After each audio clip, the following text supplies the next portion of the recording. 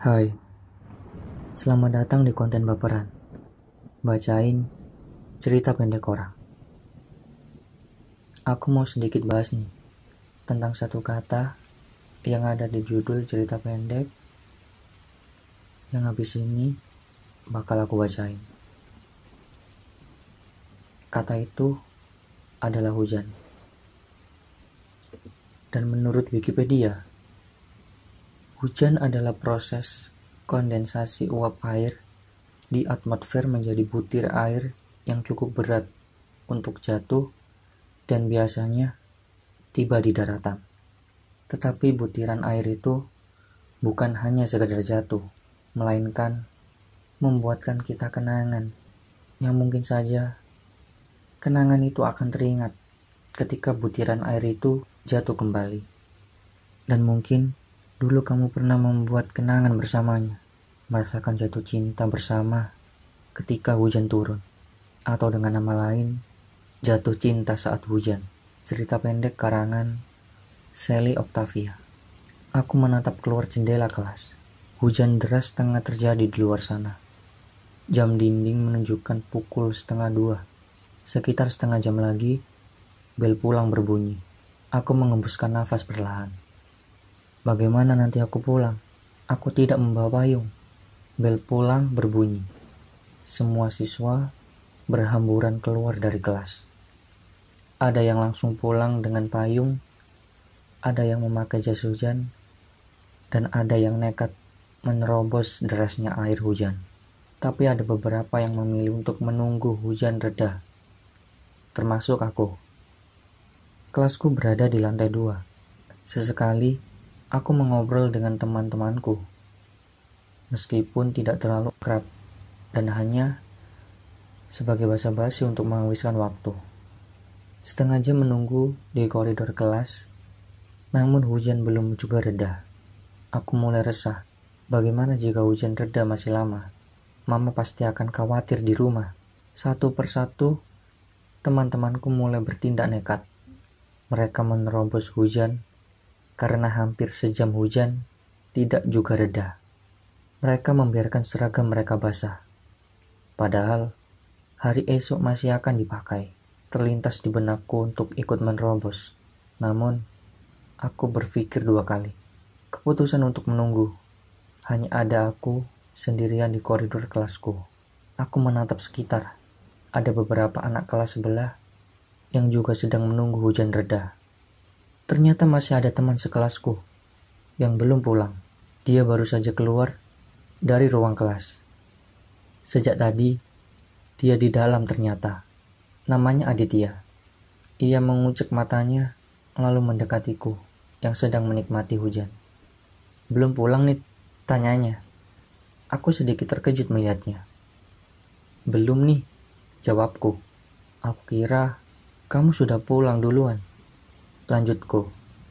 Enggak, aku ketiduran tadi di kelas. Habis, suasananya enak buat tidur, ucap Aditya sambil nyengir. Aku tersenyum simpul, lalu kembali melihat rinai air hujan. Kenapa nggak nerobos hujan aja nih? Tanya Aditya. Enggak ah, takut sakit ntar, jawabku. Terus, kamu mau nunggu sampai reda di sini? Tanya Aditya. Aku terdiam. Sepertinya hujan masih lama untuk reda. Aku sebenarnya bawa payung. Kamu mau ikut nggak? Kayaknya rumah kita searah deh, ucap Aditya. Aku menoleh pada Aditya. Jika tahu dia bawa payung, sudah sejak tadi aku akan meminta ikut. Aku ikut deh kalau gitu, ucapku. Aditya merogoh tasnya dan mengeluarkan payung lipat yang berukuran tidak terlalu besar. Ya udah, yuk, ajaknya. Kami menuruni tangga dan membelah derasnya air hujan dengan payung yang Aditya pegang. Sebenarnya, payung ini terlalu kecil untuk 2 orang. Namun, ini jalan satu-satunya agar aku bisa pulang. Tas ranselku dan lengan kananku sedikit basah, terkena tampias air hujan. Aditya merangkul bahuku agar aku tidak terkena air hujan. Maaf, bukannya aku nyari kesempatan atau apa. Baju sama tas kamu kena air hujan, ucap Aditya. Aku mengangguk. Saat itu, detak jantungku tidak dapat aku kontrol. Wajahku memerah. Kita nunggu di halte ya, ucap Aditya. Aku mengangguk. Sampai di halte di depan sekolah, aku segera memeriksa baju dan tasku yang sedikit basah. Basah sedikit, bisa kering kok kalau disetrika, ucap Aditya melihat bajuku basah setengah. Aku mengangguk sambil tersenyum kecut. Aku melihat baju Aditya yang ternyata juga basah, melebihi basah di bajuku. Baju kamu juga basah, Dit, ucapku. Nggak apa-apa, ucapnya sambil nyengir. Aku tertegun kenapa aku baru menyadari bahwa Aditya terlihat sangat menawan. Padahal selama sekelas dengannya, ia terlihat biasa saja. Saat ini, ia terlihat sangat menawan. Aditya menoleh padaku. Aku terkejut, ketahuan sedang memandanginya. Kenapa nih? Tanya Aditya. Enggak kok, jawabku gugup. Aku tahu, kamu tadi diam-diam liatin aku, ucap Aditya, lalu nyengir. Wajahku sontak memerah. Aku membuang pandanganku. Tidak ingin Aditya melihat wajahku yang sudah seperti kepiting rebus. Tenang Nit, aku cuma bercanda kok, ucap Aditya, lalu dengan santainya ia mencubit pipiku. Ada apa denganku? Aku merasa hampir ingin jatuh karena ulah Aditya tadi. Padahal pipiku sering jadi sasaran empuk tangan-tangan nakal kakak laki-lakiku. Ada apa dengan Aditya? Ia seperti sudah mengenalku sangat dekat. Padahal sehari-harinya ia bersikap biasa saja. Detak jantungku sedari tadi sudah tidak normal. Bus yang kami tunggu sudah tiba.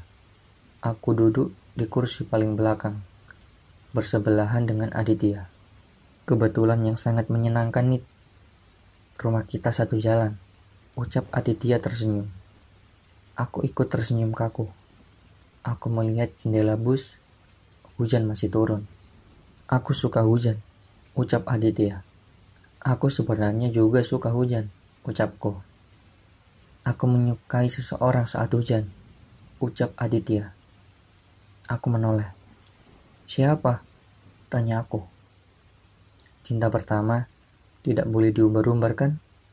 Ucap Aditya tersenyum. Aku tidak ingin tahu siapa dia. Yang terpenting, sekarang aku harus menghilangkan perasaan aneh yang sedang menyelimuti hatiku. Aku terlalu terbawa suasana tadi. Aku yakin itu. Aku turun dari bus terlebih dulu, sedangkan rumah Aditya masih jauh. Mama sudah menunggu di halte dengan payung di tangannya. Ia sudah sejak tadi menungguku. Ia khawatir. Sesampainya di rumah, terdengar suara notifikasi dari ponselku. Ada pesan masuk. Kamu Nit. Isi pesan itu singkat. Dari Aditya. Aku masih belum paham apa maksudnya. Hingga beberapa hari kemudian, aku tahu bahwa pesan itu adalah jawaban dari percakapan terakhir kami sebelum aku turun dari bus. Cerita pendek barusan sudah berakhir. Terima kasih sudah mendengarkannya hingga akhir. Dan pasti ada pesan di setiap kejadian. Dan pesan yang mungkin dapat kita ambil dari cerita pendek barusan, kita nanti mungkin akan bertemu dengan seseorang dan bahkan dia lebih mengenal kita daripada kita mengenal dirinya. Dan mungkin ada waktu juga nanti di mana kita berpapasan dengannya dan merasakan apa itu perasaan cinta sebenarnya.